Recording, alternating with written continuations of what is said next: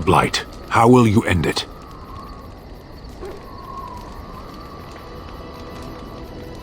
Is that all? It is surrounded by an ocean of darkspawn. How will you reach it? If you reach it, how will you slay it? You say you are a Grey Warden. I have heard stories of this order.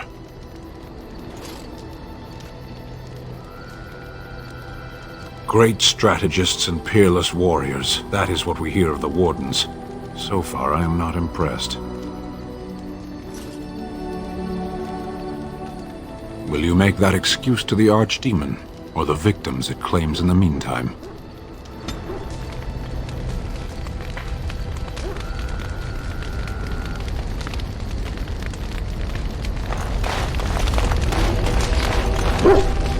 Here I am. Oh, this should be good. Go ahead.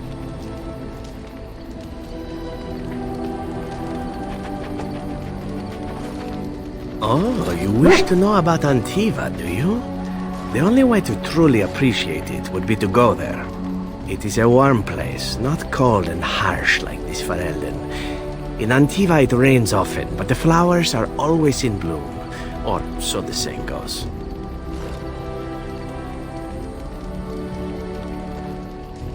It is fine enough with its dogs and its mud. The people are spirited, even if they can't tell the difference between an assassin and a mere killer. I hail from the glorious Antiva city, home to the royal palace.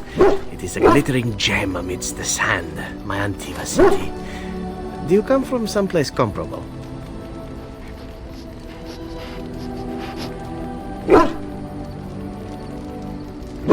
Ah, yes, of course. The wandering life of the Dalish. That truly is better. I'm jealous. You know what is most odd? We speak of my homeland, and for all its wine and its dark-haired beauties and the lilo flutes of the minstrels, I miss the leather the most.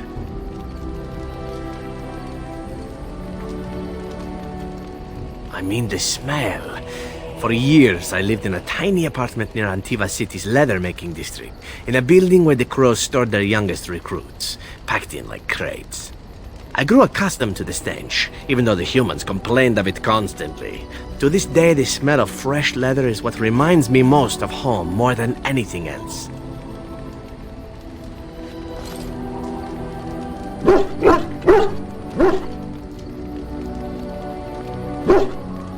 Oh, not so long, I know.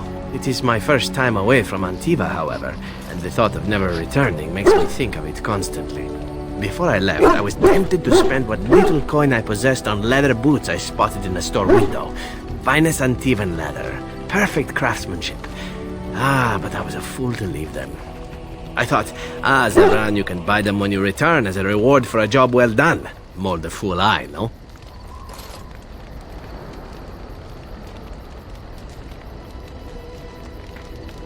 True, and it's a comforting thought.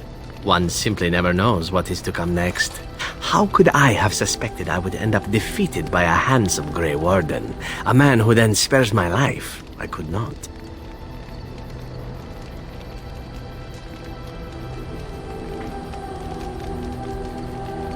Perhaps that was a poor choice of words. True, though it is. Do you object?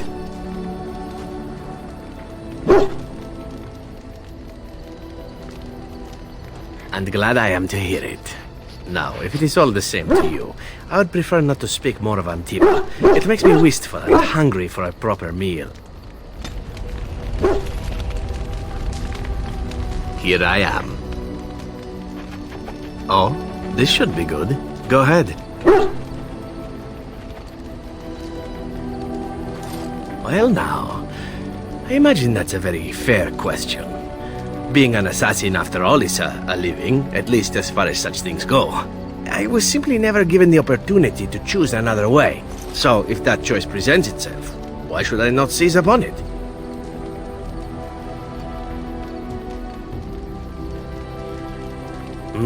To be truthful, I didn't even know the crows existed when I joined them. I was but a boy of 7 when I was purchased, for 3 sovereigns, I'm told, which is a good price, considering I was all ribs and bone and didn't know the pommel of a dagger from the pointy end. The crows buy all their assassins that way. Buy them young, raise them to know nothing else but murder. And if you do poorly in your training, you die.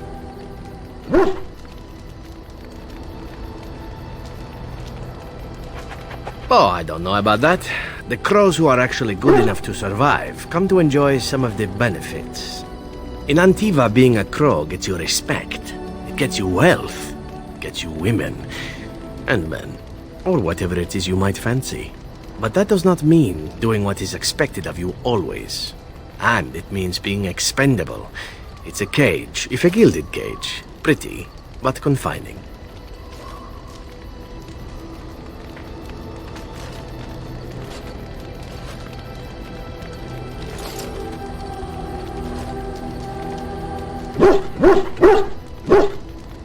I fancy many things. I fancy things that are beautiful and things that are strong.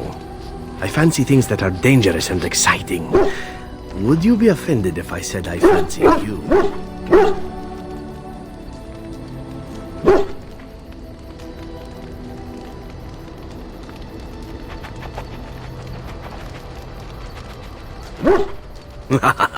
This is good to know.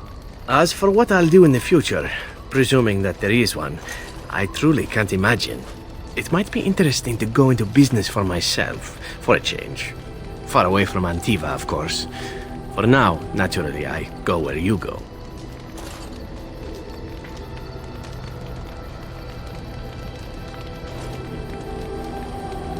And here I am, happy to be had. Isn't it wonderful how things work out that way? Come now, enough chit-chat. Talking about the crows summons them, you know. Any Antivan fishwife could tell you so. All right, but I get to stare at you luridly while you do so. And why not? There are many things to enjoy about being a crow in Antiva. You are respected, you are feared. The authorities go out of their way to overlook your trespasses. Even the rewards are nothing to turn your nose up at.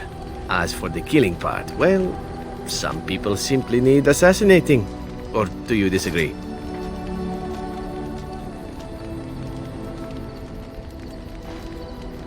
Now there's an interesting word, innocent. How many men do you know who can claim to be truly innocent? But if you're talking generalities, such as children and relatives and bystanders and such, never on purpose, but it happens. It's unfortunate, but death comes to us all. If not me, then some wasting disease, or a fall down the stairs, or at the hands of a darkspawn. It's all relative in the end.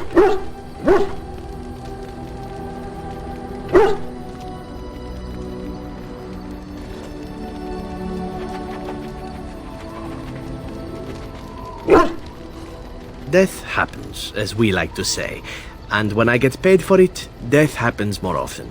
As far as enjoying the act of killing itself, why not? There is a certain artistry to the deed, the pleasure of sinking your blade into their flesh and knowing that their life is in your hands.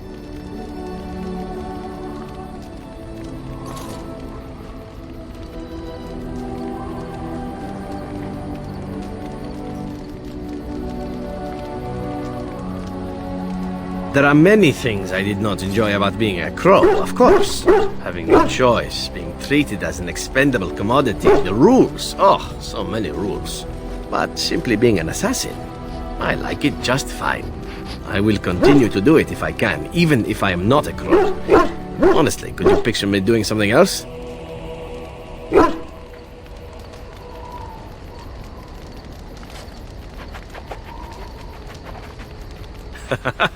I mean professionally.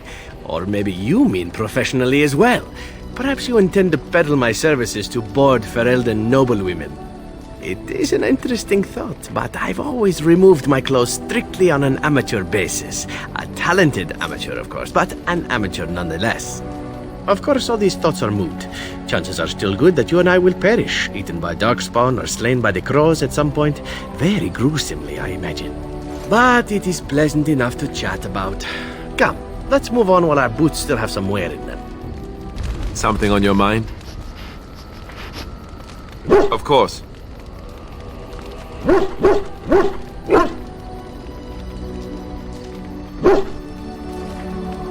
Never what? Had a good pair of shoes?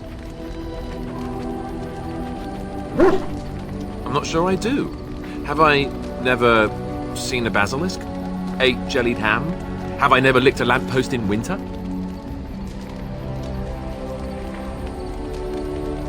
Make fun of my comrade in arms? Perish the thought. Well, you tell me, have you ever licked a lamppost in winter?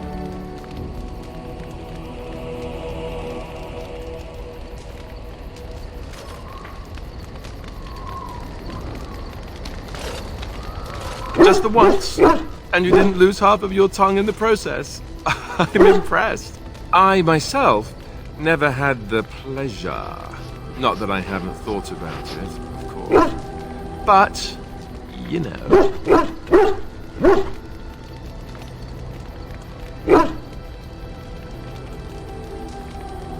Well, living in the Chantry is not exactly a life for rambunctious boys. They raised me to be a gentleman. That's not so bad, is it?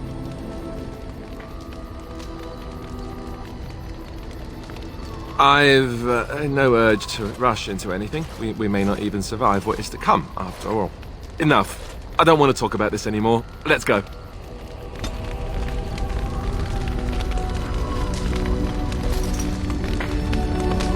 Something on your mind? Of course.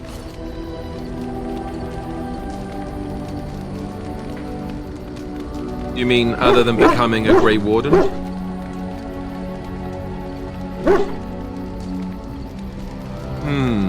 You know, I asked Duncan this too, and all I got was, you'll see.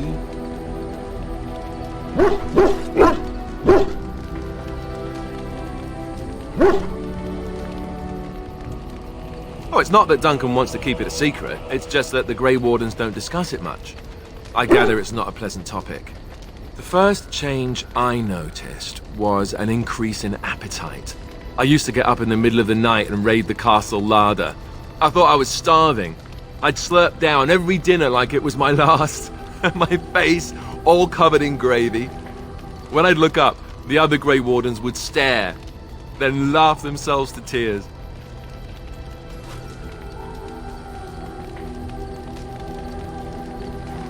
Really? I saw you eating dinner the other day. Savage.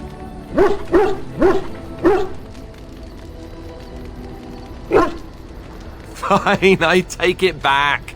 But if you keep shoveling down our rations like that, the entire party is going to starve. Oh, and then there were the nightmares. Duncan said it was part of how we sense the Darkspawn. We tap into their, well, I don't know what you call it, their group mind. And when we sleep, it's even worse. You learn to block it out after a while, but at first it's hard. It's supposed to be worse for those who join during a blight. How is it for you?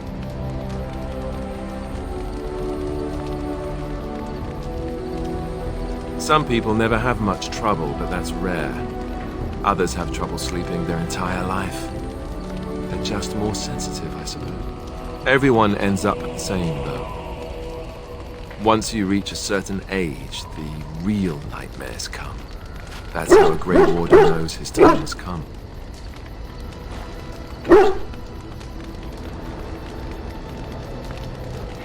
Oh, that's right. We never had time to tell you that part, did we? Well, in addition to all the other wonderful things about being a Grey Warden, you don't need to worry about dying from old age. You've got 30 years to live, give or take. The taint, it's a death sentence.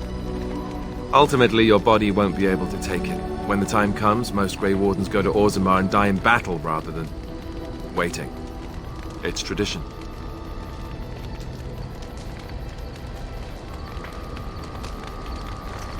We are all going to die. When Duncan told me, I was angry. He put his hand on my shoulder and said this. It's not how you die that's important. It's how you live. And you wondered why we kept the joining a secret from the new recruits. Well, there you have it.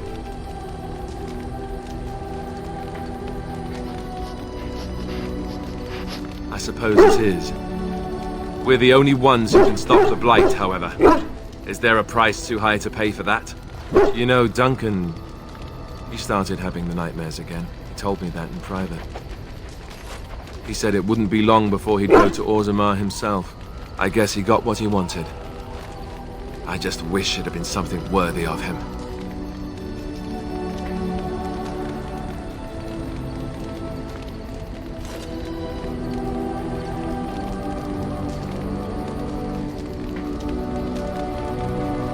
We can look forward to ending the blight. That's what's supposed to make this worth it. Something on your mind? Of course.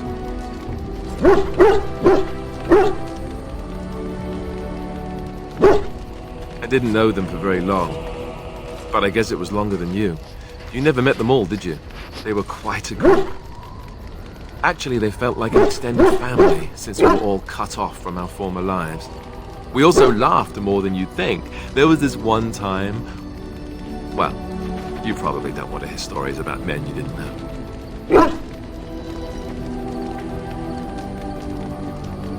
There was one Grey Warden who came all the way from the Anderfels. What was his name? Gregor. He was a burly man with the biggest, fuzziest beard you've ever seen. And the man could drink. He drank all the time, but he never got drunk.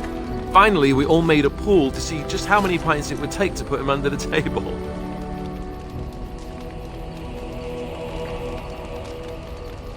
Sometimes. We were kin of a sort. All of us had gone through the joining, so we knew... Well, anyhow, it doesn't have to be deadly serious all the time. Anyhow, we never did find out. He said he'd drink a pint for every half pint that the rest of us drank. He was still going by the time the rest of us were passed out.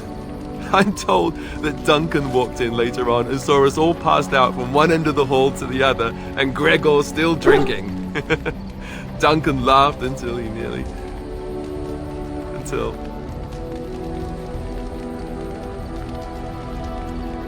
Yes, I suppose so. I thought I was done with this, but it just struck me that I have nothing to remember Duncan by. Nothing at all. There's no body, not even a token of his that I could take with me. That must sound really stupid to you.